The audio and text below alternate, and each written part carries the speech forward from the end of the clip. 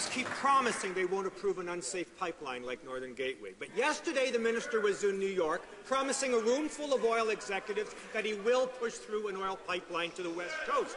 Canadians are used to BC Conservatives talking out of both sides of their mouths, delays in New York and full steam ahead when they're in Ottawa. But this government's got to make a real choice, and make a choice soon, between the narrow interests of oil lobbyists and the interests of British Columbians and the safety of our coastal communities. That choice is clear, Mr. Speaker. Will this government just reject the Northern Gateway pipeline proposal? The Honourable Minister of Natural Resources.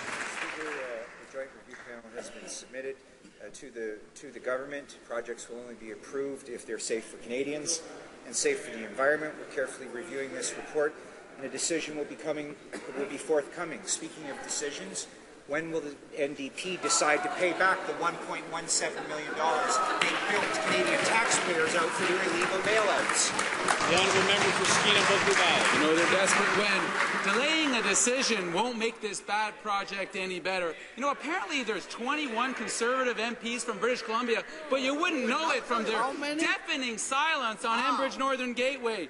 This raw bitumen pipeline is opposed by over 130 First Nations, the Union of BC Municipalities, and 2/3 of all British Columbians. So if my Conservative colleagues don't care about BC's West Coast, don't care about BC's economy, maybe they care enough to protect their own political backsides. Will they finally stand up to the oil lobby, stand up to this Prime Minister, and finally stand up for British Columbia, say no to Enbridge Northern Gateway? The